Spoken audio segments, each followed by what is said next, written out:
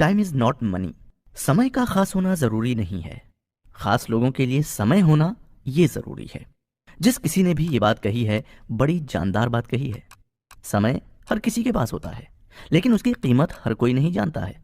काफी सारे लोगों को आपने ये कहते हुए सुना होगा कि टाइम इज मनी, समय ही सब कुछ है, इसलिए इसे अच्छी तरह से मैनेज करना हम सभी को आना चाहिए।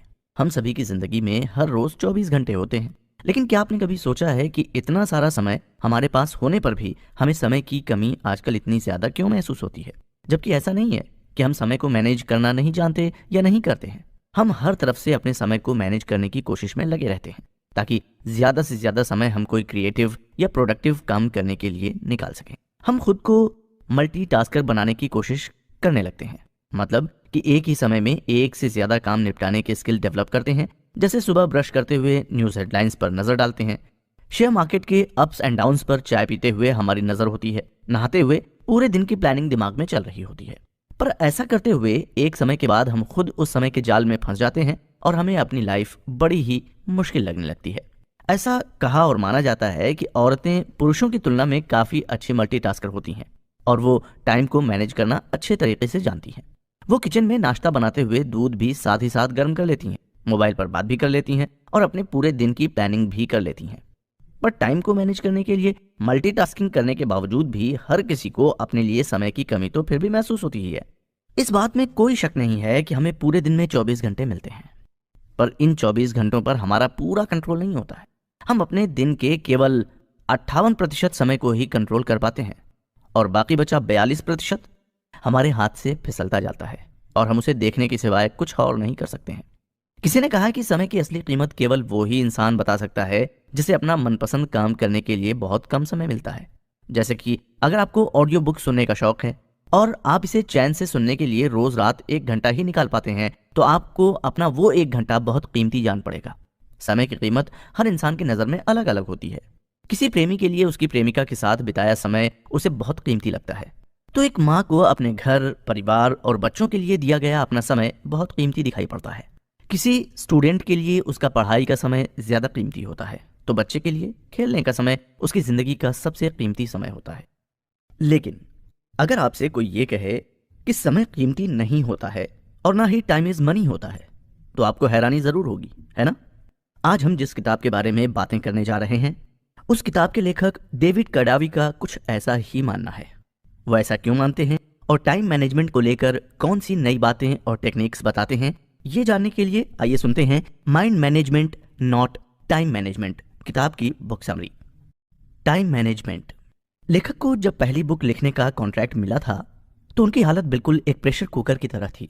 उन्हें उस बुक के लिए तकरीबन 50,000 शब्द लिखने थे, लेकिन कॉन्ट्रैक्ट साइन करने के बाद काफी दिन बीत जाने के बाद भी वो अपने टाइम को इस तरह से मैनेज नहीं कर पा रहे थे कि वो दिन के 100 शब्द भी लिख सकें। जब हमारे ऊपर किसी काम को पूरा करने के लिए डेडलाइन का प्रेशर होता है, तो ऐसे वक्त में टाइम को मैनेज करना हमारे लिए एक बहुत ही बड़ा टास्क बन जाता है। Mind management not time management किताब के लेखक डेविड की हालत भी पहली बुक लिखते समय कुछ ऐसी ही थी। वो घंटों पेपर पेन लेकर बैठे रहते और पूरे दिन में केवल 15 या 20 मिनट ही कुछ लिख पाते थे। अगर हम किसी काम को समय पर पूरा करने के लिए जी जान लगाकर मेहनत कर रहे और फिर भी हमें अपने उस काम में कोई प्रोग्रेस होती हुई दिखाई नहीं दे रही, तो हमारा फ्रस्ट्रेशन लेवल थर्मामीटर के पारे की तरह बढ़ने लगता है। ऐसा हर किसी की लाइफ में होता है और हर कोई फ्रस्ट्रेशन वाली इस हालत से बाहर निकलना चाहता है। लेखक ने टाइम मैनेजमेंट पर लिखी हुई बहुत सी किताबें पढ़ी, लेकिन उनमें बताई गई टेक्निक्स उनके लिए सक्सेसफुल साबित नहीं हुई, तो उन्होंने इस बारे में एक अलग एंगल से सोचना ही शुरू कर दिया और टाइम को मैनेज करने की प्रॉब्लम से हमेशा के लिए छुटकारा पा लिया। दोस्तों, अगर हम अपने टाइम का ठीक से यूज करते हैं तो हम बहुत कुछ कर सकते हैं। अगर हमारा गोल ज्यादा पैसा कमाना है तो हम वो भी पैसे कमा सकते हैं। पर क्या आप एकदम ठीक तरह से जानते हैं कि आपके पास पूरे दिन में कितना टाइम होता है? आइए इसे एक उदाहरण से समझते हैं। अगर कोई इंसान महीने में 20,000 रुपए कमाता है, तो उसके लिए उसे महीने के तकरीबन 25 दिन रोज 8 घंटे काम करना पड़ता है। इसका मतलब वो इंसान पूरे महीने 200 घंटे काम करता है। तो अगर उसके 1 घंटे की कीमत रुपयों में की जाए तो वो 100 रुपए पर आवर्स निकलती हैं। अब जरा सोचिए, अगर वो इंसान अपने दिन का 1 घंटा भी बर्बाद कर देता हो तो वो अपने 100 रुपए का नुकसान कर लेता है। अगर वो एक दिन काम नहीं करता है तो दिन के 800 रुपए का नुकसान उसे होता है। इसी तरह अगर पूरे साल में रोज 1 घंटा बर्बाद होने का हिसाब लगाया जाए तो रुपयों में उसकी कीमत 36,500 रुपए होती है ना? ये बहुत बड़ी रकम। समय के अनुसार चलने वाले इस रकम के बहुत बड़ी होने के बावजूद इस किताब के लेखक डेविड ये कहते हैं कि समय की कीमत इंसान के काम करने के घंटों के हिसाब से नहीं तय की जा सकती है। हमारी जिंदगी में बहुत से काम ऐसे हैं जिसे पहले इंसान किया करते थे, लेकिन आज उसे मशीनें कर रही हैं। इसी तरह आज जो काम इंसान कर रहा है उसमें से भी कई काम तो ऐसे हैं जिनका ऑटोमेशन हो सकता है और भविष्य में उन कामों को भी करने के लिए इंसान की जरूरत नहीं पड़ेगी। ऑटोमेशन या मशीनों के माध्यम से किए जाने वाले काम की गति बहुत ज्यादा होती है जिसे कोई भी इंसान कभी भी टारगेट नहीं कर सकता है। डेविड के कहने का मतलब यहाँ यह है कि धीरे धीरे दुनिया में इंसानों के माध्यम से किए जाने वाले काम कम होने लगेंगे और वो सभी ऑटोमेशन के जरिए होने लगेंगे। तब इंसान के समय की कीमत कुछ नहीं रह जाएगी और कीमत होगी तो केवल उसके माइंड की। लेकिन यहाँ एक और बात पर गौर किया जाना बहुत जरूरी है कि कुछ कामों का ऑटोमेशन कभी नहीं हो सकता। उनका ऑटोमेशन हो भी गया तो उससे इंसान को प्रोडक्शन स्पीड तो मिल जाएगी, लेकिन क्वालिटी को मेंटेन करने के लिए उसे फिर भी दूसरे इंसानों पर ही डिपेंड रहना होगा। ऐसे कामों की लिस्ट में डेविड ने उन सारे कामों को रखा है जिसे करने के लिए क्रिएटिविटी की जरूरत पड़ती है, क्योंकि क्रिएटिविटी एक ऐसी कीमती चीज है जो केवल इंसान ही दे सकता है, मशीनें कभी नहीं। उदाहरण के लिए अगर देखें तो आजकल किसी भी लैंग्वेज में लिखी गई किताब का अनुवाद ऑनलाइन टूल्स का उपयोग कर अपनी पसंद की लैंग्वेज में किया जा सकता है, लेकिन वो टूल्स उस किताब के शब्दों में छिपे हुए इमोशंस नहीं दे सकता है। और यही कारण है कि अभी आप इंग्लिश में लिखी हुई डेविड कैडावी की इस किताब की हिंदी में लिखी गई समरी कुकू एफएम पर सुन रहे हैं, क्योंकि इसका अनुवाद और इसे आवाज देने के लिए इंसानों की क्रिएटिविटी ही काम आ सकती है।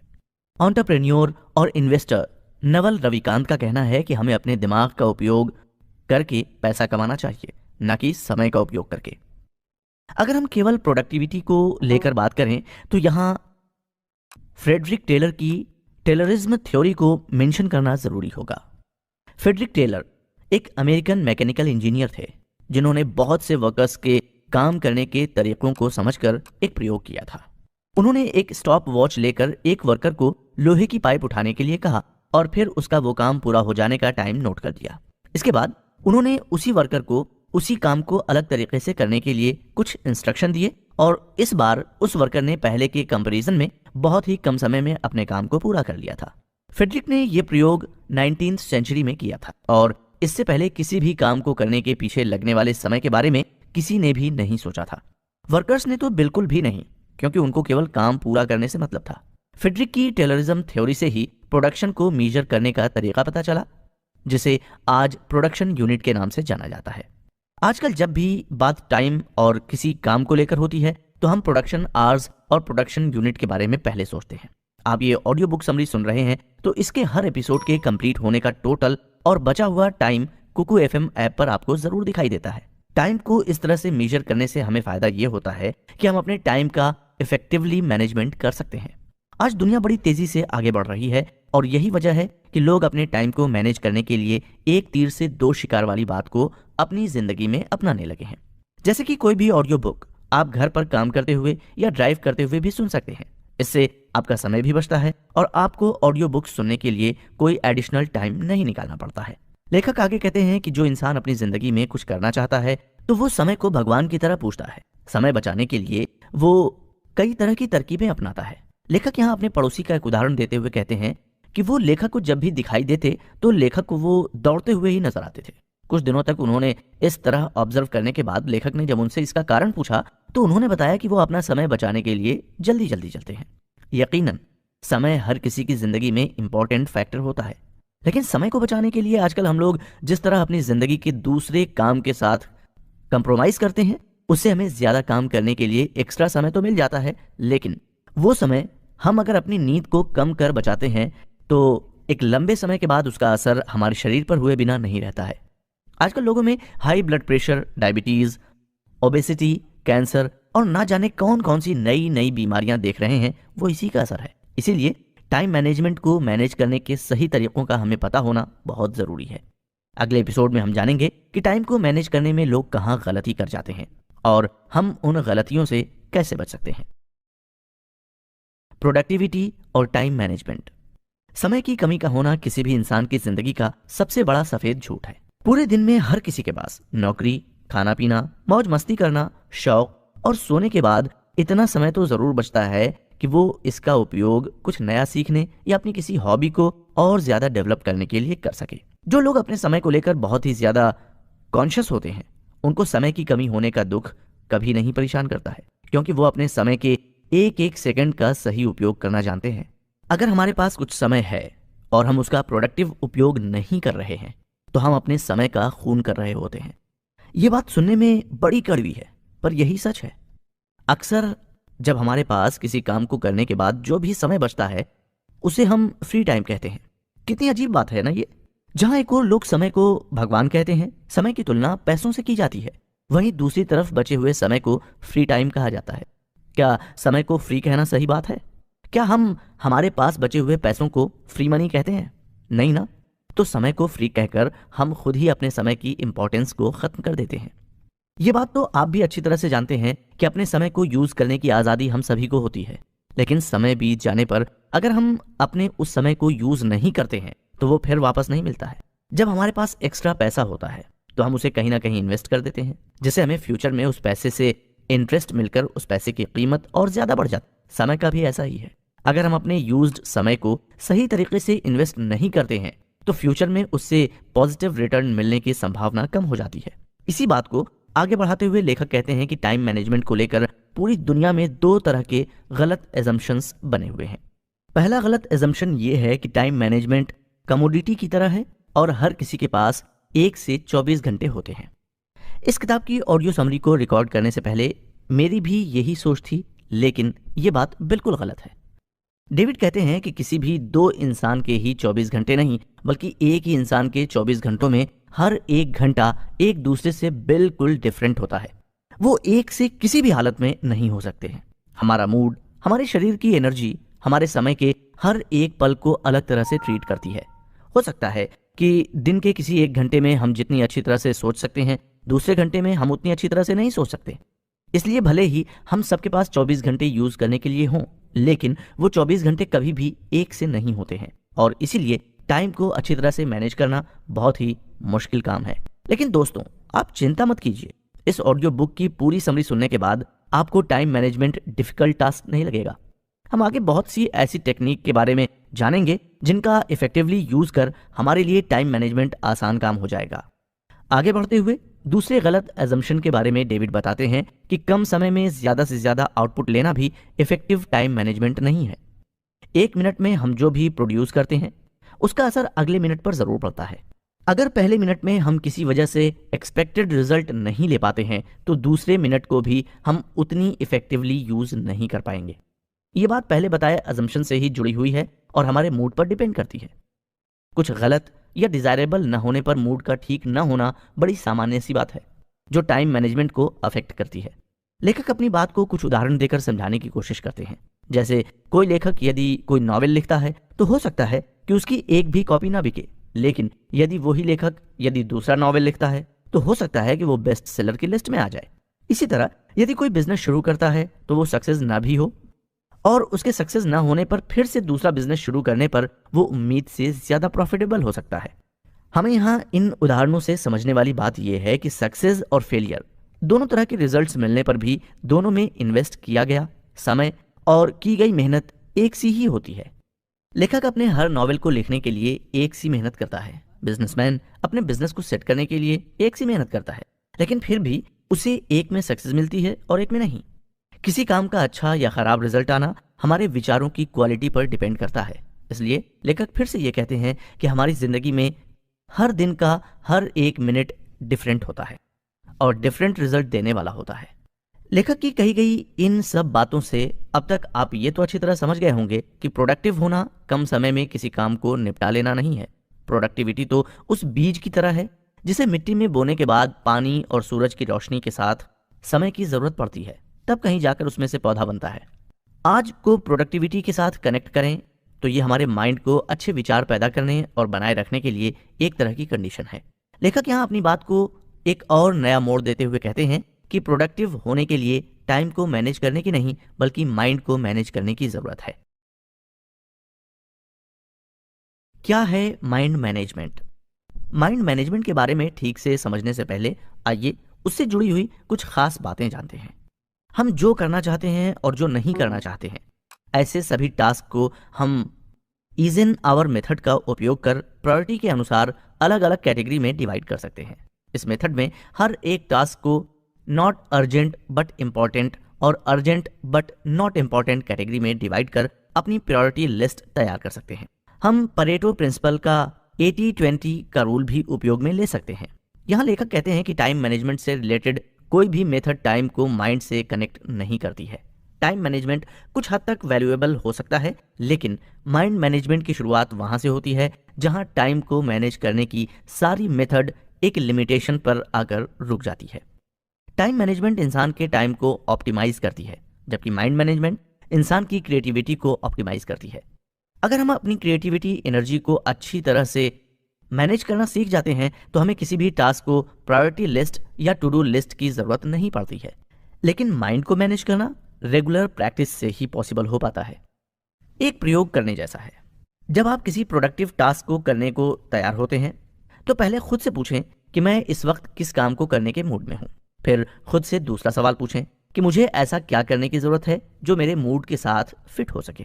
हम में से कई लोग टू डू लिस्ट बनाते हैं और खुद को उस लिस्ट में फिट होने के लिए फोर्स करते रहते हैं। कई बार हमारे पास उस टू डू लिस्ट के टास्क को करने के लिए समय तो होता है, लेकिन एनर्जी नहीं होती है। ऐसे में उन सब टास्क को पूरा करना किसी पहाड़ को तोड़ने जैसा काम लगने लगता है। लेकिन जैसे ही हमारा माइंड उस टास्क को करने के लिए अलाइन हो जाता है, हमारा मूड उस टास्क को करने के लिए बन जाता है, तो जैसे अचानक से सभी कुछ आसान होना शुरू हो जाता है। हम जिस काम को कल पर टालने का मूड बना रहे होते हैं वो अचानक से कहीं गायब हो जाता है। सब कुछ बिल्कुल एक फ्लो में होने लगता है और हम उस काम को बड़ी आसानी से कर लेते हैं। ऐसा कमाल माइंड को मैनेज करने पर ही हो पाता है। कई बार ऐसा भी होता है कि कोई आसान सा काम हमें उसी वक्त करना होता है। हम उसे 1 घंटे बाद या कल पर बिल्कुल भी नहीं टाल सकते हैं। तब लेखक यहाँ हमें खुद से ये सवाल करने को कहते हैं कि इस काम को करने के लिए कौन सा मूड सबसे अच्छा होगा। इसके बाद दूसरा सवाल हमें ये पूछना चाहिए कि ऐसा पिछली बार मैंने कब महसूस किया था।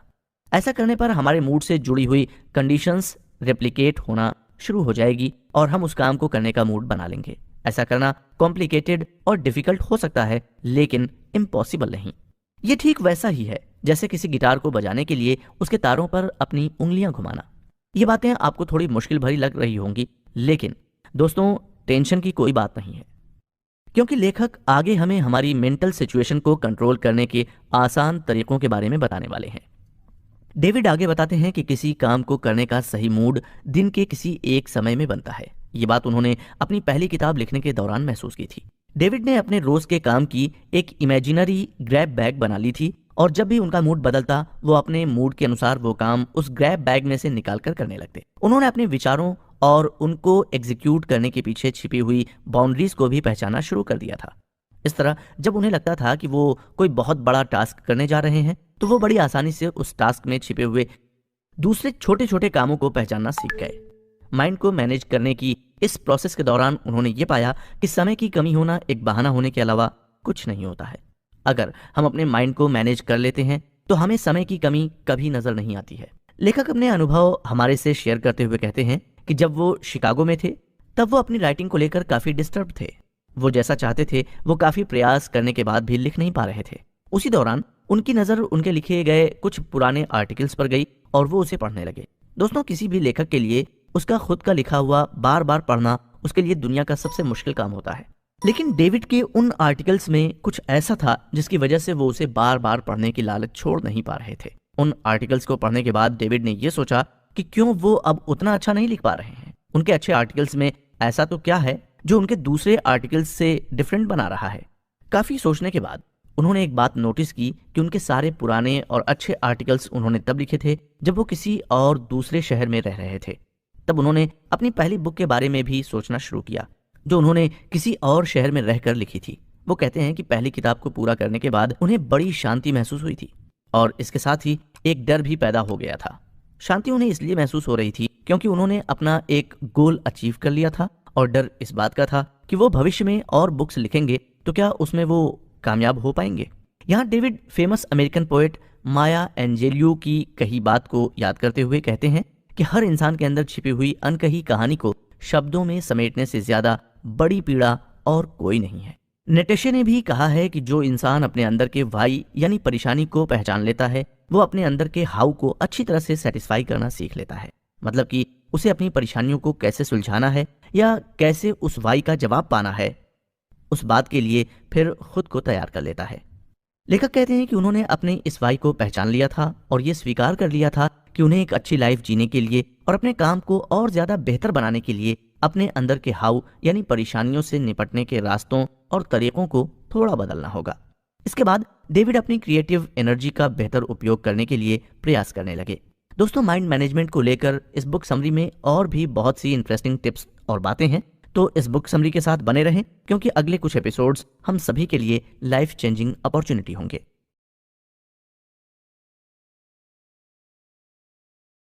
सिस्टम और स्वीट स्पॉट। जब हम ये समझने लगते हैं कि हमारी क्रिएटिव इंसाइट यानी कि रचनात्मक अंतर्दृष्टि क्या है और कैसे ये हमारी एनालिटिक थिंकिंग से अलग होती है, तो हम ये भी जान लेते हैं कि क्रिएटिव इंसाइट के लिए क्रिएटिव स्वीट स्पॉट कैसे ढूंढा जाए ताकि सही समय आने पर हम अपनी क्रिएटिविटी का अच्छी तरह से उपयोग कर सकें। कोई भी क्रिएटिव काम अनप्रेडिक्टेबल होता है क्योंकि ये मोनोटोनस नहीं होता है, हमेशा एक सा नहीं होता है। कोई भी क्रिएटिव वर्क 4 स्टेज से होकर गुजरता है और जब हम उन चारों स्टेज के बारे में अच्छी तरह से जान लेते हैं तो हमारा किसी भी परेशानी का सॉल्यूशन पाने के लिए खुद से लड़ना बंद हो जाता है। इसका मतलब ये नहीं कि हम बीच रास्ते में फंस जाते हैं। लेखक कहते हैं कि खुद को अच्छी तरह से जान लेने के बाद हमारी जिंदगी में चमत्कार होना शुरू हो जाते हैं और हमारी हर परेशानी का सॉल्यूशन खुद चलकर हमारे पास आने लगता है। लेखक आगे कहते हैं कि जिस तरह टाइम को मैनेज करने के लिए अलग अलग मेथड और स्टेप्स होती हैं, ठीक उसी तरह माइंड को मैनेज करने के लिए कई तरह की मेंटल स्टेट्स होती हैं जो माइंड को कंट्रोल। लेखक ने अपने अनुभव और रिसर्च से 7 तरह की मेंटल स्टेट्स के बारे में पता लगाया है जिसकी सहायता से किसी भी क्रिएटिव प्रोजेक्ट को बिना किसी रुकावट के बड़ी आसानी से आगे बढ़ाया और पूरा किया जा सकता है। इस बारे में हम आगे जानेंगे। डेविड बताते हैं कि हमारे अंदर रही क्रिएटिव एनर्जी में समय समय पर उतार चढ़ाव आते रहते हैं। हम अपनी क्रिएटिव एनर्जी का कम मेहनत कर कैसे बेस्ट यूज कर सकते हैं, इस बारे में लेखक एक क्रिएटिव सिस्टम क्रिएट करने की बात करते हैं। ये क्रिएटिव सिस्टम क्या है और कैसे हम इसे डेवलप कर सकते हैं। एक प्रोफेसर की छोटी सी कहानी आपने भी कभी सुनी होगी, लेकिन यहाँ लेखक हमें उस कहानी को सुनाकर उसे एक दूसरे ही नजरिए से देखने के लिए कह रहे हैं। एक दिन एक प्रोफेसर क्लास में एक कांच का जार लेकर आए।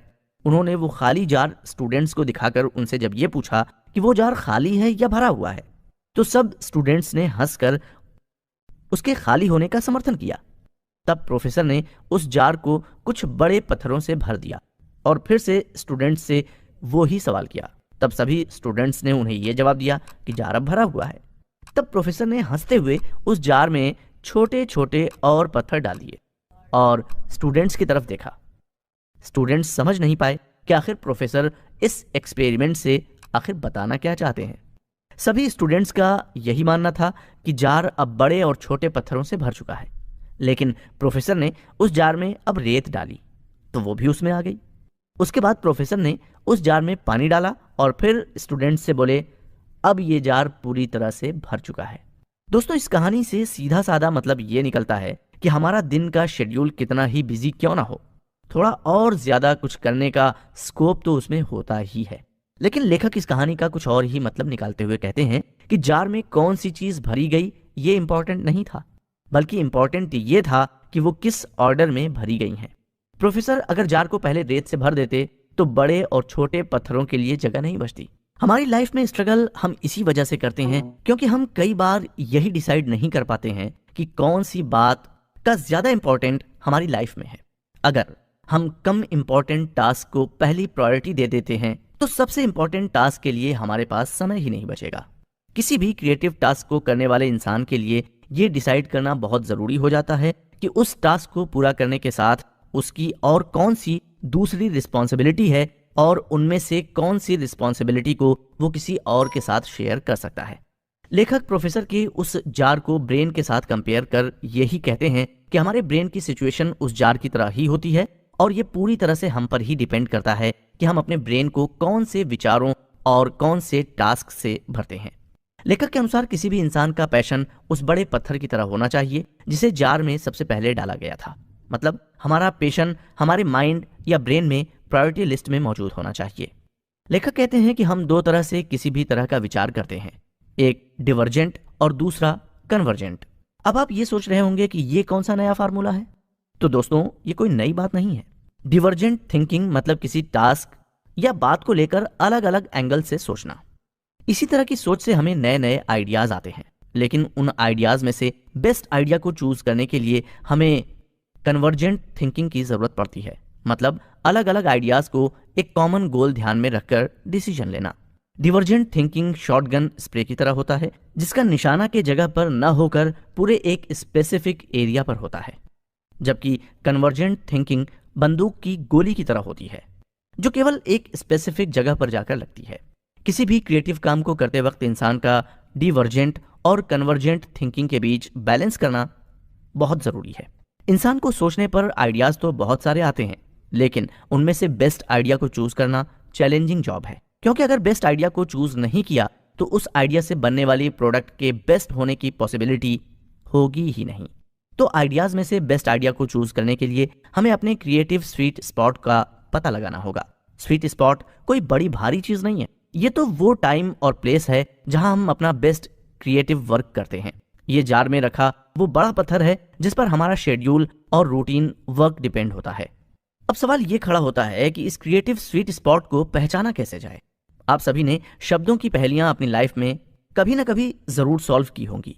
क्या आप बता सकते हैं कि उन पहेलियों को सॉल्व करते वक्त आप क्या सोचते हैं और किस तरह से, किस डायरेक्शन में सोचते हैं? आपका जवाब चाहे जो भी हो, लेकिन लेखक इस सवाल का जवाब पहले ही दे चुके हैं। हम पहले डाइवर्जेंट थिंकिंग करते हैं, मतलब कि अलग अलग तरह से डिफरेंट डायरेक्शन में सोचकर बहुत से ऑप्शंस इकट्ठा करते हैं और फिर हम बाद में उन सारे ऑप्शंस में से बेस्ट सुटेबल ऑप्शन चूज करने के लिए हम कन्वर्जेंट थिंकिंग करते हैं। क्रिएटिव स्वीट स्पॉट को पहचानना इस तरह की शब्द पहेलियों को सॉल्व करने जैसा ही है। हमें इसके बारे में इस बुक समरी के अगले एपिसोड में जानेंगे, लेकिन तब तक आप यहाँ दी गई कुछ शब्द पहेलियां सॉल्व करने का प्रयास कीजिए। इसे सॉल्व कर आप अपना क्रिएटिव स्वीट स्पॉट पहचानने के कितने एक्सपर्ट हैं, इसका जवाब इस ऑडियो बुक समरी के आखिरी एपिसोड में आपको जानने को मिलेगा। तो पेश है आपके लिए कुछ शब्द पहेलियां। हरा आटा लाल पराठा, उसे मिलजुल कर सब सखियों ने। 3 अक्षर का मेरा नाम, पहला कटे तो राम राम, दूसरा कटे तो फल का नाम, तीसरा कटे तो करूं काटने का काम। बताओ क्या है मेरा नाम? आप सोचिए इसके बारे में। हम मिलते हैं फिर अपने अगले एपिसोड में। First R rule. Famous neuro scientist John Kounios के अनुसार जब हम कोई भी पहेली सॉल्व करते हैं तो हम एक यूनिक थॉट प्रोसेस से होकर गुजरते हैं। जॉन कोनियस ने उस थॉट प्रोसेस को इंसाइट कहते हैं। उनके अनुसार इंसाइट मतलब अचानक से रियलाइजेशन होना, अचानक से परसेप्शन का बदलना। जब हम कोई भी पहेली सॉल्व करते हैं तो बहुत कुछ सोचने के बाद भी जवाब नहीं मिलता है, तो कभी कभी अचानक से ही माइंड में कुछ क्लिक होता है और हमें जवाब मिल जाता है। कोई इसे यूरेका फैक्टर कहता है, तो कोई इसे आहा मोमेंट, तो कोई इसे क्रिएटिव इंसाइट के नाम से जानता है। लेखक आगे कहते हैं कि अगर हम किसी काम को करते हुए क्रिएटिव इंसाइट फेज से गुजर रहे हैं तो इसका मतलब ये बिल्कुल भी नहीं है कि वो आइडिया ही बेस्ट आइडिया हो। कोई भी आइडिया तब तक बेस्ट आइडिया नहीं बन सकता जब तक वो हमारे काम से रिलेवेंट और उपयोगी ना हो। हर आइडिया बेस्ट आइडिया क्यों नहीं हो सकता, इसके बारे में जानने के लिए हमें हमारे विचार और दिमाग के मैकेनिज्म को समझना होगा। हम हमारे विचार और दिमाग के मैकेनिज्म को दिवाली या क्रिसमस जैसे त्योहारों पर घर पर लगाई जाने वाली छोटे छोटे बल्ब की सीरीज के उदाहरण से अच्छी तरह समझ सकते हैं। बल्ब की सीरीज में लगा हर एक बल्ब छोटे छोटे वायर्स से एक दूसरे से कनेक्टेड होते हैं और जैसे भी उन वायर्स में इलेक्ट्रिसिटी पास होती है तो वो बल्ब रोशनी देने लगते हैं। कई बार ऐसा भी होता है कि लूज कनेक्शन होने पर सीरीज में जुड़ा हुआ बल्ब ठीक से रोशनी नहीं दे पाता है। इसी तरह हमारे विचार के दूसरे से बल्ब की सीरीज की तरह हमारे दिमाग से कनेक्टेड होते हैं। ये कनेक्शन अगर कहीं लूज होता है तो उसका असर हमारे डिसीजन लेने पर भी होता है। हो सकता है कि जो विचार या आइडिया बेस्ट होने की पॉसिबिलिटी रखता है, अगर उसका कनेक्शन लूज हो तो हमारा दिमाग उसे कैच नहीं कर पाएगा और केवल इसी वजह से किसी भी काम को, उसके क्रिएटिव स्वीट स्पॉट को ढूंढ पाना बहुत मुश्किल होता है। इसी बात के आगे बात करते हुए लेखक फिर से यही कहते हैं कि हमारी लाइफ का कोई भी समय एक सा नहीं होता है। जो काम हम बहुत ज़्यादा अच्छी तरह दिन के पहले घंटे में कर सकते हैं, हो सकता है कि अगले घंटे में हमें उसी तरह के एफर्ट्स डालने पर वो रिजल्ट न भी मिल पाए। वैसे अगर हम लगातार बिना ब्रेक लिए किसी काम को करते हैं तो उसकी प्रोडक्टिविटी, क्वालिटी और क्रिएटिविटी पर नेगेटिव असर होना पॉसिबल है। इसीलिए किसी भी काम को करने के लिए टाइम का भी इम्पोर्टेंस होता है। और यहाँ ये बात और भी ज़्यादा इम्पोर्टेंट हो जाती है कि हम उस समय को अपने कौन से शेड्यूल टाइम से निकालते हैं। अगर हमें ज़्यादा काम करने की ज़रूरत पड़ जाती है तो हमारे समय का वो हिस्सा हमारे किसी और शेड्यूल टाइम से आता है, जैसे कि स्लीपिंग आवर्स या फैमिली टाइम। लेकिन हम समय और एनर्जी के बीच के रिलेशन को समझ नहीं पाते हैं। हमारी शरीर की एनर्जी दिन में कई बार फ्लक्चुएट होती रहती है। ऐसा माना जाता है कि दोपहर को लंच के बाद हमारे शरीर की एनर्जी सबसे कम होती है और उसी वजह से हमारी आंखें नींद से बोझल होने लगती हैं। डेविड कहते हैं कि हर इंसान के एनर्जी लेवल के हिसाब से उसका स्वीट स्पॉट अलग अलग समय पर हो सकता है। किसी को सुबह जल्दी उठकर क्रिएटिव टास्क करना अच्छा लगता है तो कोई देर रात को इसे करना पसंद करता है। यहाँ ये बात जरूरी नहीं होती कि हम कौन सा काम कब कर रहे हैं। जरूरी तो ये होता है कि हमारा स्वीट स्पॉट कौन से समय पर ज्यादा एक्टिव होता है। लेखक अपनी बात को और ज्यादा अच्छी तरह से समझाने के लिए हमारे ब्रेन के एक बहुत ही जरूरी मैकेनिज्म के बारे में बताते हुए कहते हैं कि हमारे ब्रेन का प्रीफ्रंटल कॉर्टेक्स हमारे शरीर का सबसे एडवांस पार्ट है। ये हमारे सिर के आगे के भाग में एक बहुत ही पतली सी लेयर की तरह होता है, जिसकी वजह से इंसान सोच विचार कर सकता है। इसकी मदद से ही हम लॉन्ग टर्म प्लान्स बना सकते हैं और अपने टास्क्स को प्रायोरिटाइज कर पाते हैं।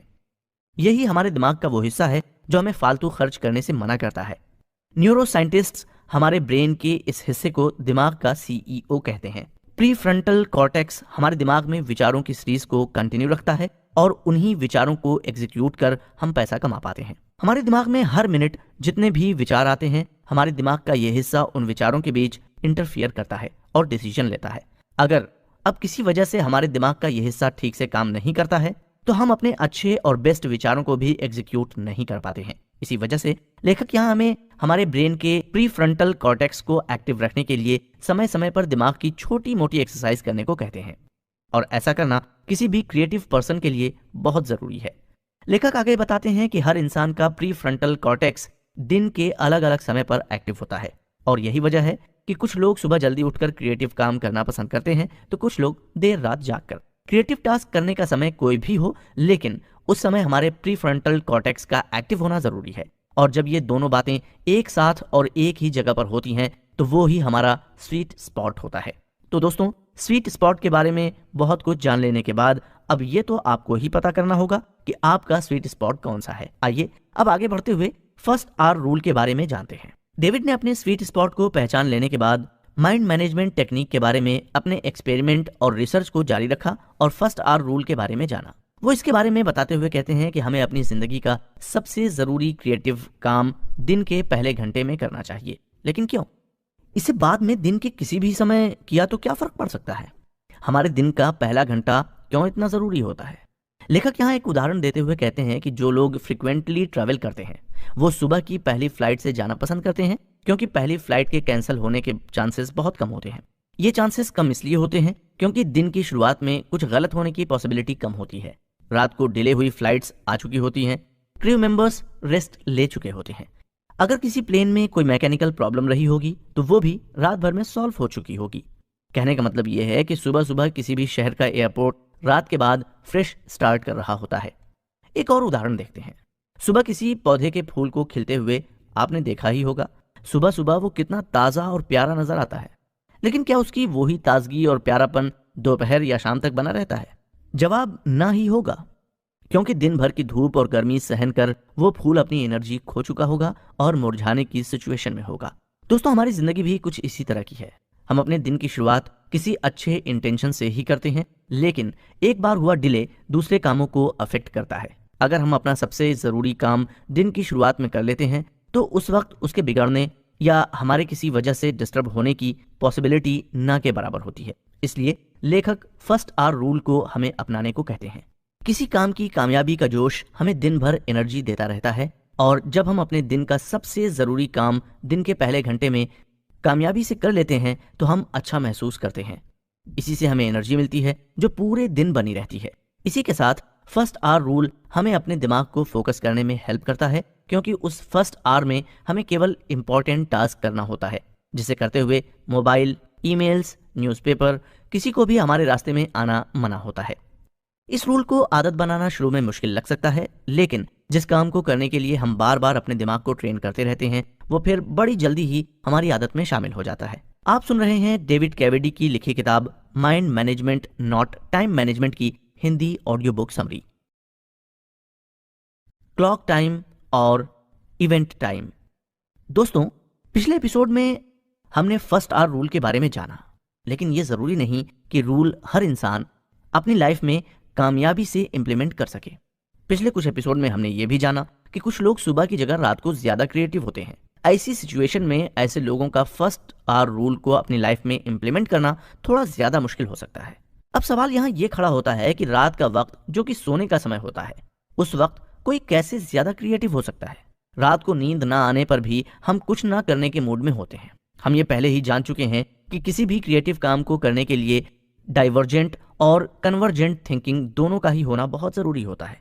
हमारे कुछ न करने के मूड में यूजुअली हम डाइवर्जेंट थिंकिंग करते हैं और हायर एनर्जी होने की सिचुएशन में हम कन्वर्जेंट थिंकिंग करते हैं। जो लोग अपनी एनर्जी को दिन के अंत तक मेंटेन करने में सफल हो जाते हैं, वो लोग रात के वक्त भी अपनी क्रिएटिविटी को मेंटेन कर सकते हैं। हमें एक बात हमेशा याद रखने की जरूरत है कि जो काम पहली बार में नहीं हो पाता है, उसका मतलब ये नहीं होता है कि वो काम हमसे कभी नहीं हो पाएगा।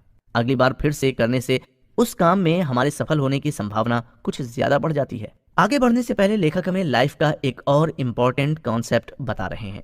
क्या आपने क्लॉक टाइम और इवेंट टाइम के बारे में सुना है? नहीं भी सुना है तो डेविड इसके बारे में बताते हुए कहते हैं कि दुनिया में कुछ लोग क्लॉक टाइम को फॉलो करते हैं और कुछ लोग इवेंट टाइम को। क्लॉक टाइम का मतलब है सब कुछ घड़ी की सुइयों के अनुसार करना, जैसे 9 बजे ऑफिस जाना, 10 बजे मीटिंग अटेंड करना, 12 बजे लंच लेना। लेकिन जो लोग इवेंट टाइम को फॉलो करते हैं, उनको क्लॉक टाइम की परवाह नहीं होती है। उनकी सारी एक्टिविटीज इवेंट पर आधारित होती है। जैसे कि मीटिंग करने के जब कोई एजेंडा हो तब मीटिंग करना, भूख लगने पर ही खाना खाना। अगर हम आज से कुछ साल पीछे जाकर पहले के लोगों की लाइफस्टाइल के बारे में जानने की कोशिश करें, तो हम ये पाएंगे कि उनकी लाइफ की सारी एक्टिविटीज इवेंट पर ही आधारित होती थी। पहले के लोग सूरज उगने से पहले खेतों में काम करने चले जाते थे। जब सूरज आसमान के बीचों बीच नजर आने लगता था, तो उस वक्त वो दोपहर का खाना खा लेते थे। हम अब जो कुछ भी माइंड मैनेजमेंट को लेकर जानेंगे, उनमें क्लॉक टाइम और इवेंट टाइम की बात भी होगी, इसलिए इस बारे में हमारा ये जानना बहुत जरूरी था। आइए अब थोड़ा और आगे बढ़ते हैं। इस बुक समरी की शुरुआत में हमने फ्रेडरिक टेलर की टेलरिज्म मेथड के बारे में जाना था, जो कि किसी भी इंसान की प्रोडक्टिविटी को टाइम से मेजर करती है। इंसान की लाइफ में जो भी काम टाइम के मेजरमेंट के अनुसार होते हैं, वो सब क्लॉक टाइम पर डिपेंड होते हैं। जो भी काम क्लॉक टाइम पर डिपेंड होते हैं, उसे करने के लिए हर इंसान के ऊपर बहुत ज्यादा प्रेशर होता है। आजकल की ज्यादातर जॉब्स टाइम क्लॉक पर ही डिपेंड है और उसी आधार पर ज्यादातर काम होते हैं।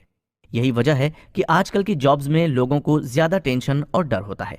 लेखक कहते हैं कि कोई भी क्रिएटिव टास्क क्लॉक टाइम में फिट होकर नहीं किया जा सकता है। उसे करने के लिए इंसान का इवेंट टाइम फॉलो करना बहुत जरूरी है। अब ये क्यों जरूरी है, इसका जवाब डेविड हमें पिछले कुछ एपिसोड में बातें करते हुए दे चुके हैं, लेकिन फिर भी हम उस पर एक नजर डाल लेते हैं। पिछले कुछ एपिसोड में आपने क्रिएटिव इंसाइट के बारे में सुना था, जो अचानक से ही हमारे दिमाग में एक जानदार विचार के आने से होती है। क्रिएटिव टास्क जबरदस्ती से नहीं किए जा सकते और ना ही करवाए जा सकते हैं। इन्हें कोई भी इंसान तभी अच्छी तरह से कर सकता है जब वो उसके क्रिएटिव स्वीट स्पॉट में हो और क्रिएटिव इंसाइट को महसूस कर रहा हो। यही वजह है कि क्रिएटिव टास्क इवेंट पर आधारित होते हैं। इस बुक समरी के एक एपिसोड में आपको कुछ पहेलियां सॉल्व करने के लिए दी गई थी। उम्मीद है कि आपने उसे अब तक सॉल्व कर लिया होगा। वैसे न भी किया हो तो उसके जवाब के बारे में हम इस बुक समरी के आखिरी एपिसोड में ही बात करेंगे, तो तब तक आप उसे सॉल्व कर सकते हैं। जब इंसान कोई भी पहेली या शब्दों पर आधारित पहेली को सॉल्व करता है, तो वो या तो एनालिटिक तरीके से सॉल्व कर सकता है या क्रिएटिव तरीके से। दोनों ही तरह से सॉल्यूशन मिल तो जाता ही है, लेकिन अंतर यहाँ क्लॉक टाइम और इवेंट टाइम का हो जाता है। एनालिटिक तरीके से कोई काम करना मतलब उसे डिफाइन किए गए स्टेप्स के अनुसार ही पूरा करना। जो काम किसी स्टेप्स को फॉलो कर किया जाता है, वो टाइम और डेडलाइन से जुड़ जाता है। रिसर्च से यह भी पता चला है कि इवेंट पर आधारित टास्क करने से इंसान अपने अंदर ज्यादा पॉजिटिविटी महसूस करता है। जब इंसान पॉजिटिव मूड में होता है तो अपने इनसाइट से अच्छी तरह से कनेक्ट हो पाता है। अब माइंड मैनेजमेंट की टेक्निक्स का यूज करते हुए हमें क्लॉक टाइम फॉलो करना चाहिए या इवेंट टाइम? इस सवाल का जवाब हम आगे जानेंगे। जो लोग ज्यादा बिजी रहते हैं उनकी क्रिएटिविटी कम होती जाती है।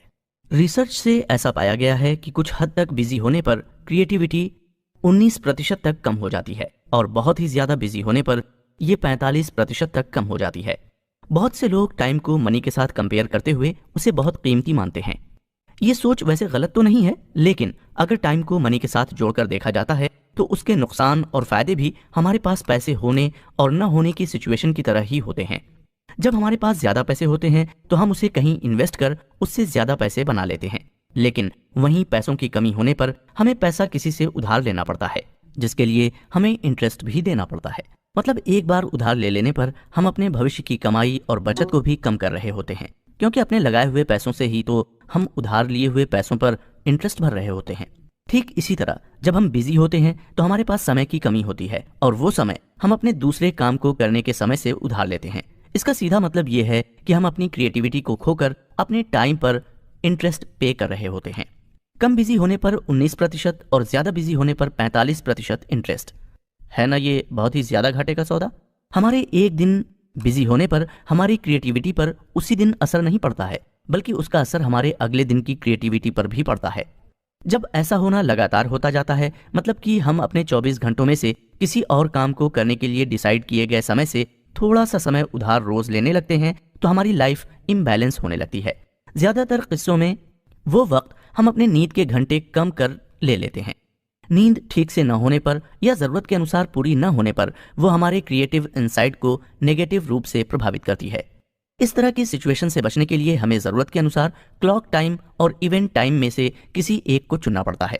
कब कौन सा टाइम चुना जाए ये हर इंसान की लाइफ की सिचुएशन पर डिपेंड होता है। वैसे सभी काम क्लॉक टाइम पर नहीं किए जा सकते और ना ही सारे काम इवेंट टाइम पर किए जा सकते हैं। यहाँ ये ध्यान देने लायक है कि किसी भी क्रिएटिव काम को करने के लिए हमें डाइवर्जेंट और कन्वर्जेंट दोनों ही तरह की थिंकिंग की जरूरत पड़ती है। इवेंट टाइम हमें डाइवर्जेंट थिंकिंग के लिए स्पेस देता है और क्लॉक टाइम हमारे माइंड को कन्वर्जेंट थिंकिंग के लिए सेट करता है। क्लॉक टाइम हमें किसी भी काम के लिए कुशल बनाता है और इवेंट टाइम हमें प्रभावी बनाता है। समय के बारे में आज तक जो भी थ्योरी दी गई हैं वो सब अपनी जगह सही हो सकती हैं, लेकिन समय को लेकर मजेदार बात तो ये है कि सदियों पहले समय को मेजर करने के लिए कोई मेथड नहीं था। तब भी लोगों के काम होते थे और अगर देखा जाए तो समय को 24 घंटों की टाइम लिमिट में इंसानों ने ही बांधा है। नेचर के हिसाब से अगर देखें तो हर सीजन में दिन और रात के घंटे अलग अलग होते हैं। गर्मियों में दिन रात की तुलना में बड़े होते हैं तो सर्दियों में रात दिन की तुलना में बड़ी होती है। इसी तरह समय के कैलकुलेशन को परफेक्ट बनाने के लिए हर चौथे साल लीप ईयर रखा जाता है। तो समय का ये कैलकुलेशन कॉम्प्लेक्स है जो किसी भी क्रिएटिव टास्क को पूरा करने के लिए सही नहीं है। इसीलिए लेखक कहते हैं कि समय के साथ रेस करना बेवकूफी है, समझदारी इसके साथ माइंडफुल होकर चलने में ही है। क्रिएटिविटी की 4 stages. Famous novelist Robert Louis Stevenson ने कहा है कि हमें अपने दिन को उस फसल से जज कभी नहीं करना चाहिए जो हम काटते हैं, बल्कि उस बीज से करना चाहिए जिसे हम बोते हैं। दोस्तों, अगर आप किसी क्रिएटिव काम से जुड़े हुए हैं तो कभी ना कभी तो आपने भी अपनी लाइफ में ये महसूस किया ही होगा कि किसी दिन किस क्रिएटिव काम को पूरा करने के लाखों प्रयास करने के बाद भी हम उसे पूरा कर ही नहीं पाते हैं। उस वक्त ऐसा लगता है जैसे दिमाग ने काम करना बंद कर दिया है या फिर हमारा प्रीफ्रंटल कॉर्टेक्स डैमेज हो गया है। किसी भी काम को पूरा न कर पाने से जो फ्रस्ट्रेशन होता है वो रात को चैन से सोने नहीं देता है और दिन को ठीक से काम नहीं करने देता है। ये प्रॉब्लम हर उस इंसान के साथ होती है जो किसी ना किसी तरह से किसी क्रिएटिव टास्क से जुड़ा हुआ होता है। यहाँ लेखक हमें हमारी क्रिएटिविटी से रिलेटेड 4 स्टेजेस के बारे में बता रहे हैं। पहली स्टेज होती है प्रिपरेशन, यानी कि किसी काम को करने की तैयारी। लेखक कहते हैं कि इस स्टेज में हमारे सारे टास्क को हम पूरा करने के लिए जरूरत की चीजें सीख रहे होते हैं या कोई रिसर्च कर रहे होते हैं या डेटा इकट्ठा कर रहे होते हैं। दूसरी स्टेज इंक्यूबेशन होती है। ये प्रिपरेशन स्टेज के बाद की वो स्टेज होती है जब हमारे पास हमारे काम को करने के लिए सब कुछ होता है लेकिन हमने उस काम को करने की शुरुआत नहीं की होती है। एक्चुअली ये वो स्टेज है जब हम क्रिएटिव टास्क के बारे में एक्टिवली कुछ नहीं कर रहे होते हैं। हो सकता है हम कुछ सोच रहे होते हैं या कोई दूसरा काम कर रहे होते हैं या सो रहे होते हैं। तीसरी स्टेज है इल्यूमिनेशन। सरल शब्दों में इसका मतलब होता है चमकना या तेज रोशनी मिलना। ये क्रिएटिविटी की आहा मोमेंट होती है जो अचानक से ही आती है। इस स्टेज में हमें अपना कोई एफर्ट नहीं लगाना पड़ता है। ये स्टेज कभी आ सकती है। हो सकता है आप नाश्ता कर रहे हो और कोई अमेजिंग आइडिया आपके दिमाग में फ्लैश हो जाए। फाइनल और चौथी स्टेज है वेरिफिकेशन। इस स्टेज में हम इल्यूमिनेशन स्टेज में आए आइडियाज को इवेल्युएट करते हैं और अपने क्रिएटिव वर्क को फाइनल टच देते हैं। डेविड अपनी राइटिंग को लेकर क्रिएटिविटी की प्रॉब्लम से परेशान थे, लेकिन जब उन्होंने क्रिएटिविटी की इस 4 स्टेजेस के बारे में जाना तो इन स्टेजेस की पावर का पता पहली बार चला। वो कहते हैं कि जब वे कुछ लिख नहीं पा रहे थे तो वो रिसर्च कर लिखने के लिए आइडियाज ढूंढ रहे थे।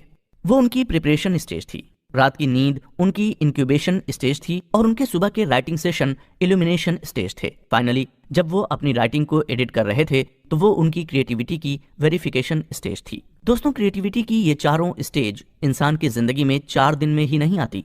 कई बार पहली स्टेज से चौथी स्टेज और आखिरी स्टेज तक पहुंचने में सालों लग जाते हैं। ऑथर का ये मानना है कि हमें अपनी क्रिएटिविटी को लेकर कॉन्शियस होना चाहिए, लेकिन उसे लेकर खड़ी हो रही प्रॉब्लम्स को एक साथ सॉल्व करने में जल्दबाजी नहीं करना चाहिए। जब हम एक से ज्यादा प्रॉब्लम्स के बारे में एक ही समय में सोचते हैं और उनको एक साथ सॉल्व करने की ट्राई करते हैं तो हम खुद अपने माइंड को लिमिट कर देते हैं। ऐसा करने से हम किसी भी प्रॉब्लम का सॉल्यूशन ठीक से नहीं ला पाते हैं और फिर फ्रस्ट्रेट हो जाते हैं। हमारा दिमाग बहुत शार्प होता है, लेकिन किसी काम के बारे में सोचने की उसकी भी कुछ लिमिटेशंस होती हैं। हमारा दिमाग 2 पार्ट्स में डिवाइड होता है, एक वो जो लॉन्ग टर्म मेमोरी को स्टोर करता है और दूसरा वो जो शॉर्ट टर्म मेमोरी को स्टोर करता है। लॉन्ग टर्म मेमोरी को स्टोर करने वाला पार्ट हमारी जिंदगी के बहुत से पुराने इंसिडेंट्स को स्टोर कर रखता है, इसलिए हमें बड़े हो जाने पर भी अपने चाइल्डहुड की कुछ बातें याद रहती हैं। लेकिन शॉर्ट टर्म मेमोरी वाला पार्ट ज्यादा स्ट्रांग नहीं होता है, क्योंकि वो किसी भी बात या इंसिडेंट को एक लंबे समय तक स्टोर कर नहीं रख सकता है और छोटी छोटी बातों को ही हमारे दिमाग का ये पार्ट स्टोर कर पाता है।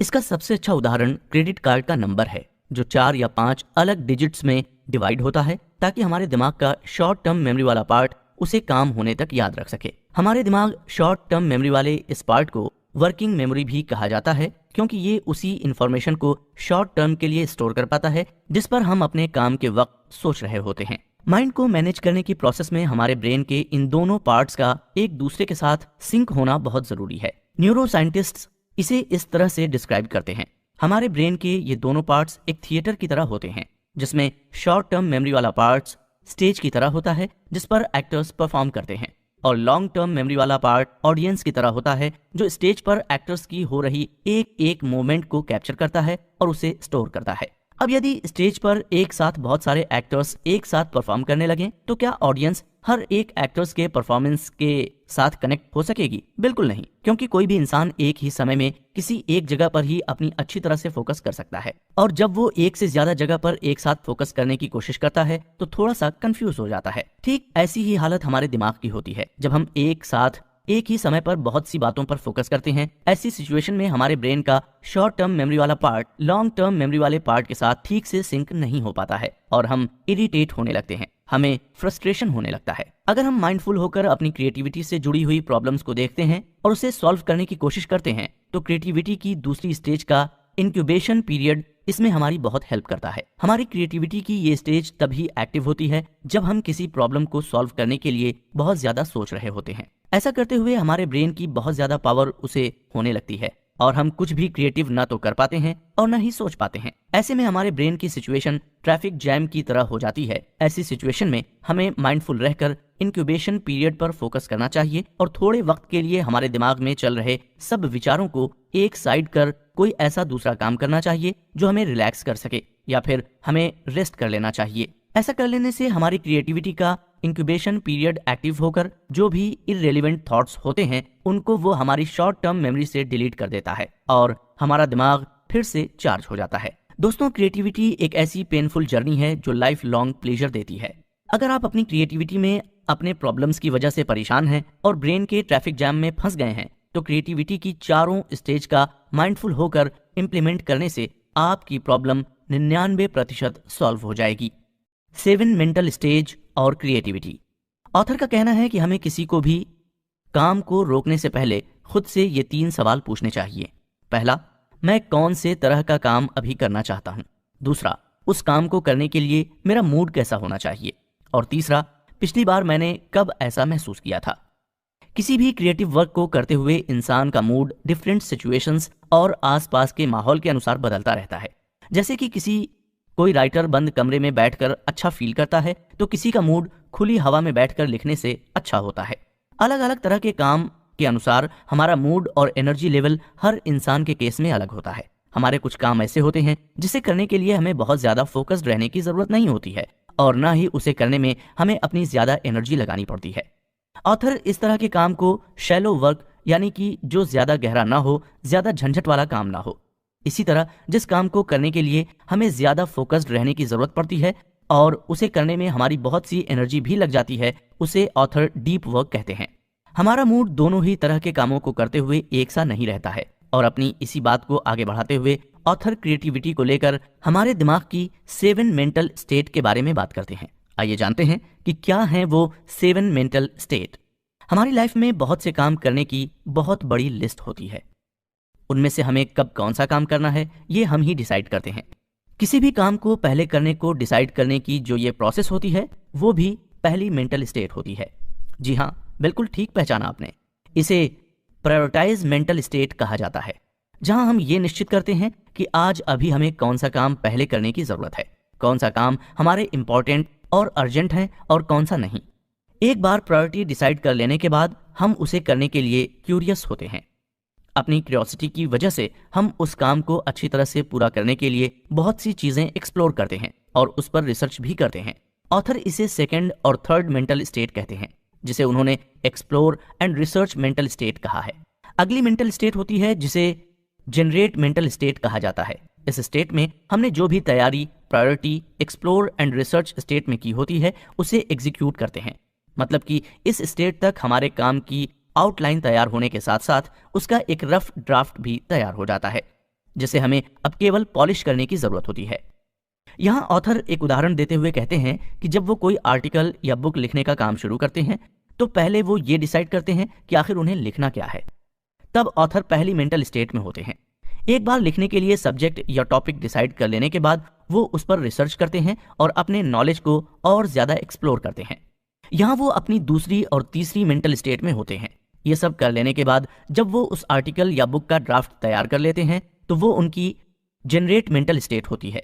इसके बाद लिखी हुई ड्राफ्ट कॉपी को एडिट कर उसे फाइनल करने की जो प्रोसेस होती है वो पॉलिश मेंटल स्टेट में होती है। दोस्तों, ऑथर के इस उदाहरण से आपको बताई हुई 5 मेंटल स्टेट के बारे में अच्छी तरह से पता तो चल ही गया होगा, लेकिन ऑथर आगे कहते हैं कि बची हुई 2 मेंटल स्टेट के बिना इन 5 मेंटल स्टेट का हो पाना पॉसिबल नहीं है। हमें हमारे क्रिएटिव काम को करने के साथ और भी बहुत से काम करना जरूरी होते हैं, जैसे कि हर महीने के पेंडिंग बिल्स भरना, फैमिली की जरूरतों को पूरा करना, घर को साफ रखना, और भी बहुत से ऐसे काम हो सकते हैं जो हम रोज या वीक में एक बार या महीने के आखिरी में करते हैं। इन काम को करने के लिए जो मेंटल स्टेट होती है उसे ऑथर ने एडमिनिस्ट्रेटिव मेंटल स्टेट कहा है। सीधी सी बात है, अगर आप एक ऑथर हैं और सारा दिन केवल लिखने में ही बिता देते हैं, या अगर आप एक म्यूजिशियन हैं और अपना सारा दिन केवल म्यूजिक को ही देते हैं और अपनी लाइफ के एडमिनिस्ट्रेटिव टास्क को ठीक से नहीं करते हैं, तो लाइफ इम्बैलेंस ही हो जाती है। इसलिए ऑथर ने इस काम को करने के लिए एडमिनिस्ट्रेटिव मेंटल स्टेट को सबसे जरूरी स्टेट बताया है। लेकिन इससे भी ज्यादा जरूरी मेंटल स्टेट है रिचार्ज मेंटल स्टेट। रिचार्ज मतलब अपनी थकान और बोरियत को दूर कर फिर से उस काम को करने की एनर्जी हासिल कर लेना। इस मेंटल स्टेट में हम या तो सो रहे होते हैं, या फैमिली के साथ वैल्यूएबल टाइम बिता रहे होते हैं, या फिर अपनी पसंद की मूवी देख रहे होते हैं। यह भी हो सकता है कि हम वेकेशन पर कहीं घूमने भी गए हों। जैसे कि मोबाइल की बैटरी के डाउन होने पर उसे रिचार्ज करना जरूरी होता है, उसी तरह हमारा रिचार्ज होना भी उतना ही जरूरी है। एक बार जब हम अपने दिमाग की इन 7 मेंटल स्टेट्स को अच्छी तरह से मैनेज करना सीख जाते हैं तो पिछले कुछ एपिसोड में बताई गई क्रिएटिविटी की 4 स्टेजेस को मेंटेन करना हमारे लिए बहुत ही आसान हो जाता है। दोस्तों, हो सकता है कि 7 मेंटल स्टेट्स के बारे में अब तक सुनी गई बातें आपको थोड़ी सी मुश्किल और कंफ्यूजिंग लगें, लेकिन क्योंकि ये सारी स्टेजेस एक दूसरे से इस तरह जुड़ी हुई होती हैं कि सबके बीच एक क्लियर डिफरेंस क्रिएट कर पाना मुश्किल ही होता है। ऑथर के अनुसार जैसे जैसे हम माइंडफुल होकर अपने काम के दौरान इन स्टेजेस को भी ध्यान में रखना शुरू कर देते हैं तो बाय एक्सपीरियंस से हमें इन सभी स्टेजेस के बीच डिफरेंस करना समझ आने लगता है। अगर हम किसी गलत मेंटल स्टेज में रहकर कोई काम कर रहे हैं तो उसके सक्सेस होने के चांसेस कम हो जाते हैं। ऐसा होने की पॉसिबिलिटी तब और ज्यादा बढ़ जाती है जब हमारे पास कोई क्लियर विजन नहीं होता है। सही मेंटल स्टेट में किसी भी काम को करने की प्रोडक्टिविटी बढ़ जाती है। दोस्तों, अभी तक हमें क्रिएटिविटी से रिलेटेड बहुत सी ऐसी बातें सुनी जिसके बारे में हमें पता ही नहीं था, और अगर पता था भी तो हम ये नहीं पता था कि उसे और अच्छी तरह से कैसे अपनी लाइफ में इम्प्लीमेंट किया जा सकता है। ऑथर आगे और इस बारे में बताते हुए कहते हैं कि क्रिएटिव थिंकिंग और किसी भी क्रिएटिव टास्क पर हमारे आसपास के माहौल का असर जरूर होता है।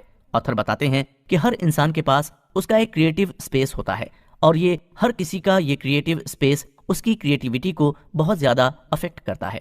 ऑथर क्रिएटिव स्पेस को लेकर आगे जो कॉन्सेप्ट बताने जा रहे हैं वो समझने के लिए थोड़ा सा कंफ्यूजिंग जरूर है, लेकिन उससे हमारी क्रिएटिविटी पर बहुत ही गहरा असर पड़ता है। हम उन सभी बातों को यहाँ बड़े ही आसान शब्दों में कोशिश करेंगे। जब हम किसी इंसिडेंट या किसी थॉट के बारे में जितना गहराई और दूर से देखते या सोचते हैं, हमारे थॉट्स उतने ही गहरे होते जाते हैं और हमारा माइंडसेट एक बहुत बड़े लेवल पर काम करने और सोचने के लिए तैयार हो जाता है। ऑथर इस कॉन्सेप्ट को कंस्ट्रुअल लेवल थ्योरी के नाम से जानते हैं। इसी तरह जब हम अपने आसपास के माहौल को अच्छी तरह से देख सकते हैं और उसे ऑब्जर्व कर सकते हैं तो हमारे लिए एक कंफर्ट एटमॉस्फेयर क्रिएट कर लेना कोई मुश्किल काम नहीं होता है। उदाहरण के लिए हम सभी ऐसे घर या ऐसी जगह में रहना पसंद करते हैं जहां हम खुद को सेफ महसूस कर सकें। ठीक यही बात हमारी क्रिएटिविटी पर भी बिल्कुल फिट बैठती है। ये तो आपने भी अनुभव किया ही होगा कि किसी भी क्रिएटिव काम को करने के लिए जब तक हमें उसके अनुकूल माहौल नहीं मिलता है या हम वैसा माहौल जब तक क्रिएट नहीं कर लेते हैं तब तक हमारे लिए उस क्रिएटिव काम को पूरा कर पाना बहुत ज्यादा मुश्किल होता है। ऑथर इस कॉन्सेप्ट को प्रोस्पेक्ट रिफ्यूज थ्योरी के नाम से जानते हैं। सही मेंटल स्टेट में उसके अनुकूल काम करने के लिए हमें उसके अनुसार कंफर्टेबल माहौल बनाना इसीलिए जरूरी हो जाता है। ऑथर बताते हैं कि हमें अपनी क्रिएटिविटी को एक्सप्लोर करने के लिए खुले वातावरण की तलाश करना चाहिए। अगर आप ऑथर हैं या म्यूजिशियन हैं या किसी भी क्रिएटिव काम से जुड़े हुए हैं तो आपने कभी ना कभी ये अनुभव तो जरूर किया होगा कि किसी नदी का किनारा, ठंडी हवा या पेड़ पौधों के बीच रहने पर आप ज्यादा क्रिएटिव हो जाते हैं। अगर ये अनुभव नहीं किया है तो एक बार कर लेने जैसा है। इसी तरह किसी भी एनालिटिक काम को करने के लिए क्लोज स्पेस यानी कि बंद कमरा ज्यादा अनुकूल होता है। क्रिएटिविटी को लेकर ऑथर के बताए इन दोनों कॉन्सेप्ट्स को अगर एक लाइन में आपको एक्सप्लेन करूं तो ये कुछ इस तरह होगा। हमारे माइंड की 7 स्टेट्स में से प्रायोरिटाइज, एक्सप्लोर और जनरेट स्टेज के लिए ओपन स्पेस ज्यादा कंफर्टेबल होगा। इसी तरह रिसर्च, पॉलिश और एडमिनिस्ट्रेटिव स्टेज के लिए क्लोज स्पेस ज्यादा अनुकूल होगा। इसी तरह हमारे आसपास मौजूद लोगों की आपस में हो रही बातों से भी हमारी क्रिएटिविटी अफेक्ट हो सकती है। वैसे ये बात हर इंसान के केस में अलग अलग तरह से अफेक्ट करती है। कोई क्रिएटिव काम को करते हुए बिल्कुल भी आवाज सहन नहीं कर सकता है या उस आवाज से वो बड़ी आसानी से डिस्ट्रैक्ट हो सकता है, तो किसी को उन आवाजों से कोई फर्क न पड़ता हो।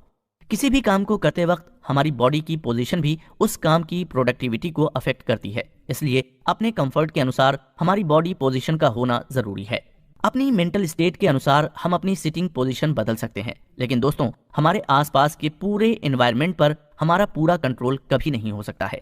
लेकिन हम हमारी मेंटल स्टेट के अनुसार अपने लिए जितना ज्यादा कंफर्टेबल माहौल बना सकते हैं, हमें उसके लिए ट्राई करते रहना चाहिए। यही कारण है कि आजकल घर, बिजनेस सेक्टर्स, ऑफिस, शॉप्स सभी जगहों पर इंटीरियर को बहुत ज्यादा इंपॉर्टेंस दिया जाता है, क्योंकि एक अच्छे एनवायरनमेंट में रहकर ही कुछ ज्यादा अच्छा प्रोड्यूस किया जा सकता है। दोस्तों, ऑथर की बताई अब तक की सारी टेक्निक्स को यूज कर हम अपनी ढेर सारी मेंटल एनर्जी को सेव कर सकते हैं। हमारी मेंटल एनर्जी हमारी लाइफ का फ्यूल है, इसे यूं ही वेस्ट मत होने दीजिए। माइंड मैनेजमेंट को लेकर अब तक आपने जो कुछ भी सुना वो एक तरह की जर्नी है, अपने माइंड और टाइम को मैनेज करने के तरीकों को सीखने की। इस जर्नी में आगे बढ़ते हुए आइए चलते हैं हम अपने अगले एपिसोड की तरफ। सुनते रहें कुकू एफएम, सुने जो मन चाहे। Creative cycle. आपने भी शायद कभी ये ऑब्जर्व किया हो कि हम जहां कहीं भी रह रहे हों वहां के माहौल में, नेचर में एक रिदम यानी कि ताल होती है, ठीक वैसे ही जैसे किसी गाने में होती है। सूरज के निकलने का एक वक्त होता है और उसके डूबने का भी एक वक्त होता है, जो हर सीजन के अनुसार बदलता रहता है। ठीक इसी तरह हर सीजन में कुछ स्पेसिफिक और स्पेशल फेस्टिवल्स हम सेलिब्रेट करते हैं। ये सब कुछ समय के हिसाब से एक रिदम में होता है और जब ये रिदम हमारी लाइफ में भी क्रिएट होने लगती है तो हमारी मेंटल एनर्जी कई गुना बढ़ जाती है। ऑथर इसी रिदम को क्रिएटिव साइकिल कहते हैं, मतलब कि हम अपनी क्रिएटिविटी स्टेजेस और मेंटल स्टेट्स को बार बार रिपीट करते रहते हैं, और जब इस रिपीटेशन से एक रिदम क्रिएट होने लगती है तो हम और ज्यादा क्रिएटिव अपने अंदर महसूस करने लगते हैं। ऑथर हमें बताते हैं कि जब हम अपने क्रिएटिव साइकिल को अच्छी तरह से मेंटेन करते हैं तब टाइम मैनेजमेंट के लिए हमें कोई एक्स्ट्रा एफर्ट्स नहीं डालने पड़ते हैं।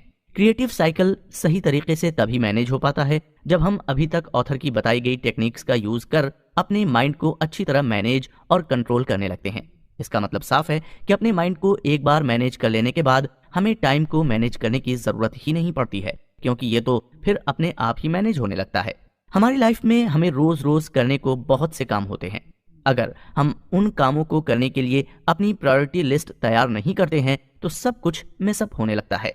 इस मिसअप से बचने के लिए ऑथर हमें सलाह देते हुए कहते हैं कि किसी भी इंसान की सबसे बड़ी कमजोरी किसी काम को कल पर टालने की होती है। जो काम हमारे लिए ज्यादा इंपॉर्टेंट नहीं होता है और अर्जेंट भी नहीं होता है, उसे हम कोई रीजन न होने पर कल पर टालने की कोशिश करते हैं। ऑथर ऐसा करने से बिल्कुल मना करते हैं। जब हम बिना किसी रीजन के आज के किसी काम को कल पर टालते हैं तो हम कल के लिए अपने टास्क की लायबिलिटी बढ़ा लेते हैं, और वो ही हमारे लाइफ में मेसअप क्रिएट करने के लिए काफी होता है। देखा जाए तो पूरे दिन में हमारे पास कंप्लीटली 8 घंटे किसी काम को करने के लिए होते हैं। हम बड़ी आसानी से अपनी क्रिएटिव साइकिल के अंदर रहते हुए किसी भी काम को अच्छी तरह से कर सकते हैं। लेकिन यहाँ ये बात भी सही है कि इन 8 घंटों में कल पर काम का एक बड़ा हिस्सा टाल देने के लिए विचार करने का भी काफी वक्त होता है। यहाँ ऑथर कहते हैं कि अगर हम उन 8 घंटों में से केवल 2 घंटे भी अपने क्रिएटिव काम के लिए ब्लॉक कर उसे करने में अपनी एनर्जी लगा दें तो उस काम के एक बड़े हिस्से को कल पर टाल देने की पॉसिबिलिटी बहुत ही कम हो जाती है। हमारा पूरा क्रिएटिव सिस्टम कप केक बनाने की प्रोसेस की तरह होता है। कप केक को जब बनाया जाता है तो हर एक कप में केक का तैयार आटा बेक करने के लिए डाला जाता है। केक के हर कप में एक सा ही इंग्रेडिएंट डाला जाता है, एक सी ही टॉपिंग होती है और उसे एक से ही टेम्परेचर पर बेक किया जाता है।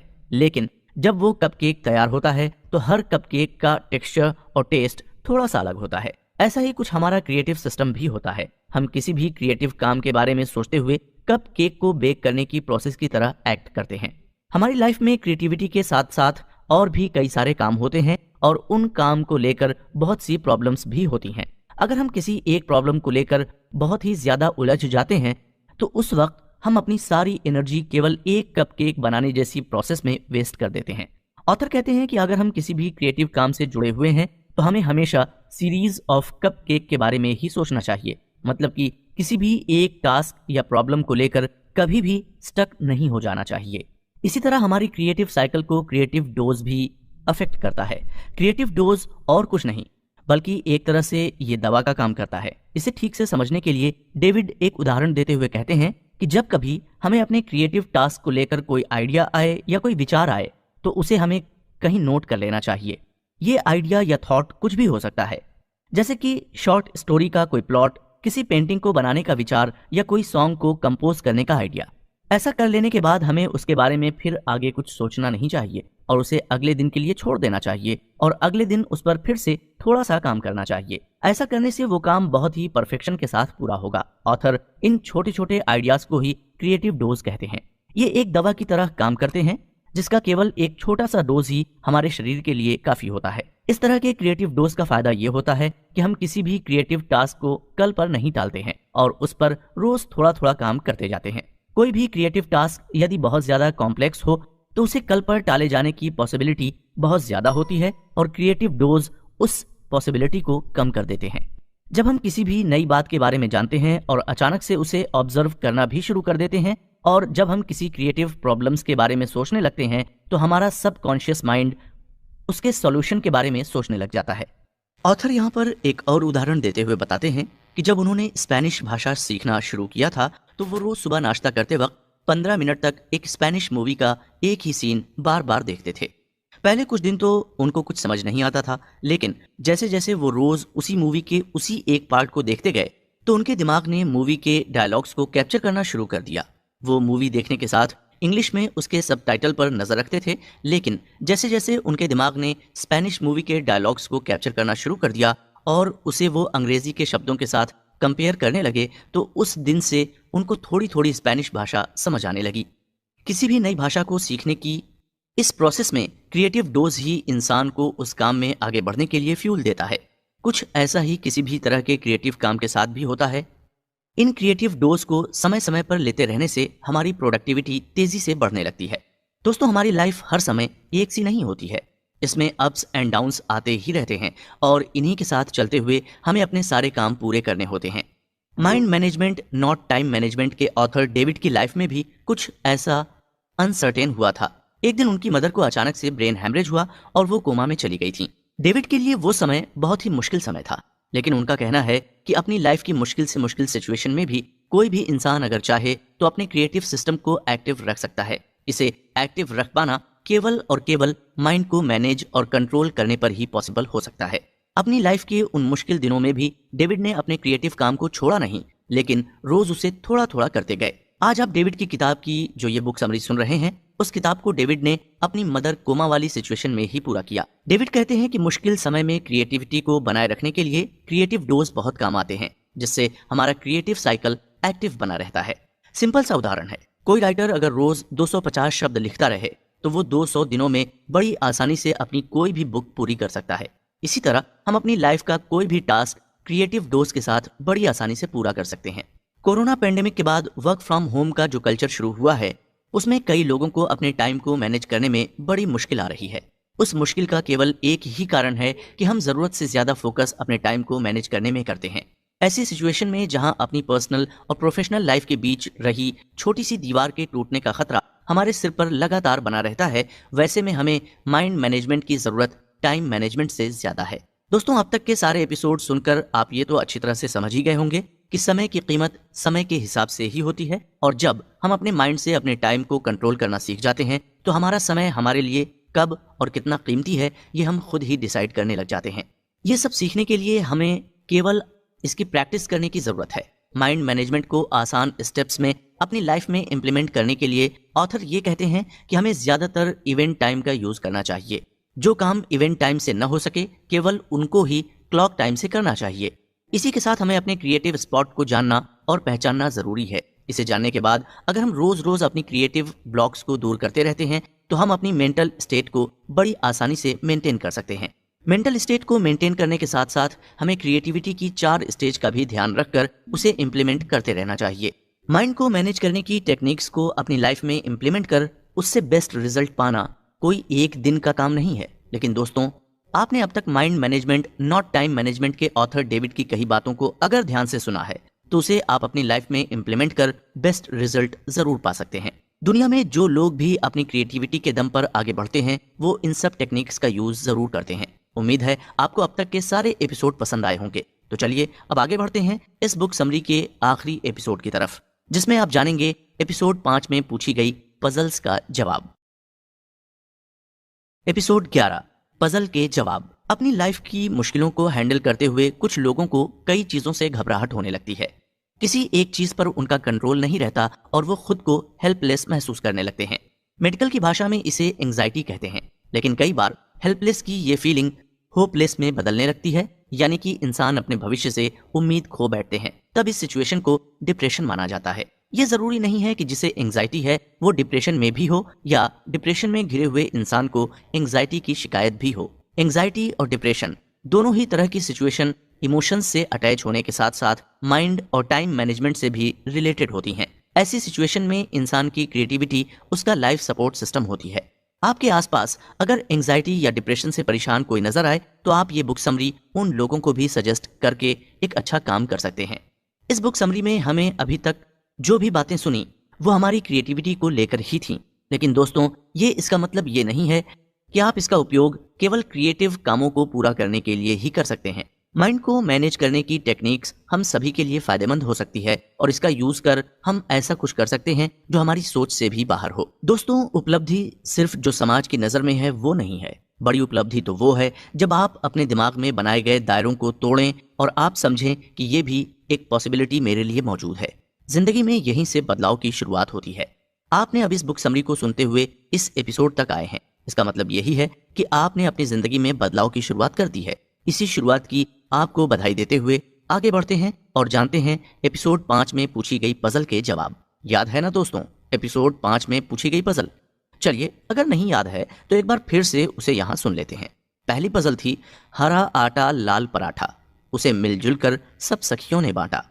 इस पजल का जवाब है मेहंदी। दूसरी पजल थी 3 अक्षर का मेरा नाम, पहला कटे तो राम राम, दूसरा कटे तो फल का नाम, तीसरा कटे तो करूं काटने का काम, बताओ क्या है मेरा नाम? इस पजल का जवाब है आराम। इस पजल को अगर आपने सक्सेसफुली सॉल्व कर लिया है तो आप अपने क्रिएटिव स्पॉट को पहचानने में एक्सपर्ट हैं और अब आपको जरूरत है केवल ऑथर की बताई गई बातों को अपनी लाइफ में इंप्लीमेंट करने की जरूरत है। यह जरूरी नहीं है कि आप सारी बातों को अपनी लाइफ में इंप्लीमेंट करें। आपकी लाइफ की सिचुएशन, आपके काम के अनुसार जिस समय जो भी कॉन्सेप्ट आपको इंप्लीमेंट करने जैसा लगे उसे जरूर अपनी जिंदगी का साथी बना लें। ऐसा करते रहने से रिजल्ट आपको जरूर मिलना शुरू हो जाएंगे। इसके साथ ही ऑथर कुछ काम की टिप्स देते हुए कहते हैं कि दूसरे लोग हमारे काम या विचारों के बारे में क्या बोलते हैं उसकी हमें परवाह नहीं करनी चाहिए, क्योंकि हम खुद अपने आप को उनसे कहीं ज्यादा जानते हैं और समझते हैं। हमें कुछ क्रिएटिव लोगों के साथ में ज्यादा से ज्यादा वक्त बिताना चाहिए। इसके लिए लेखक हमें बच्चों के साथ ज्यादा समय बिताने की सलाह देते हैं, क्योंकि पूरी दुनिया में बच्चों से ज्यादा क्रिएटिव और कोई नहीं होता है। उनकी कल्पना शक्ति एकदम खुली होती है और यदि हम उनके साथ में रहेंगे तो वो हमें हमेशा हमारी लिमिटेशन से बाहर की बातों के बारे में सोचना सिखा देंगे। सब कुछ जान लेने के बाद भी यदि हमें क्रिएटिव बनने में परेशानी हो रही है तो हमें एक बार अपने अंदर झांक कर देख लेना चाहिए। हर कोई क्रिएटिव होता है, लेकिन यदि हमें लगता है कि हम क्रिएटिव बनने के लायक नहीं हैं तो पॉसिबिलिटी है कि हम कभी भी क्रिएटिव नहीं बन सकेंगे। हम अपने ऊपर भरोसा बढ़ाकर बहुत कुछ कर सकते हैं। हमें अपने सोचने के तरीके को भी बदलते रहना चाहिए। रोज रोज किए जाने वाले काम को करने का तरीका भी कभी कभी बदल लेना चाहिए। जैसे कि किसी जगह जाने का अपना रास्ता बदल लें, टॉयलेट में जाकर कुछ पढ़ें, शहर में घूमते वक्त नई नई चीजों की तलाश करें। हाल ही में हुई एक रिसर्च के अनुसार ऐसे लोग जिनके पीछे नीले रंग की दीवार या अन्य उसी कलर का कोई बैकग्राउंड होता है, वो किसी भी क्रिएटिव काम को ज्यादा अच्छी तरह से कर पाते हैं। इसलिए इस बात को भी आजमाने में कोई बुराई नहीं है। क्रिएटिविटी को रेगुलर प्रैक्टिस की जरूरत होती है। यदि हम किसी चीज को क्रिएटिव तरीके से करना चाहते हैं तो हमें इसे बार बार करते रहना चाहिए। हम जितना ज्यादा ऐसा करेंगे हम उतने ही ज्यादा क्रिएटिव भी बनते जाएंगे। ऑथर ये भी कहते हैं कि हमें अपने दिल की आवाज को हमेशा सुनना चाहिए। ऐसा करने से मन और दिमाग पर बोझ नहीं रहता है और हम कोई भी काम अपनी पूरी क्रिएटिविटी का यूज करके कर सकते हैं। हमें अपनी जिंदगी के अनुभवों के बारे में सोचते रहना चाहिए और फिर इसे किसी और तरीके से चेंज कर उसे क्रिएटिविटी का रूप दे देना चाहिए। जैसे कि अपने अनुभवों पर गाना बन सकता है, कोई पेंटिंग बन सकती है, या फिर कोई कोलाज या कोई शॉर्ट फिल्म भी तो बन सकती है। हमारी जिंदगी कैसी होनी चाहिए इस बारे में केवल हम ही सोच सकते हैं। इसलिए हमें अपने इमोशंस को दुनिया में मौजूद अपने से जुड़े हुए हर एक इंसान के सामने एक्सप्रेस करने की कोशिश करना चाहिए, ताकि हर कोई हमारी इनर ब्यूटी को पहचान सके। दोस्तों, आपने इस बुक समरी को एंजॉय किया और ऐसा फील कर रहे हैं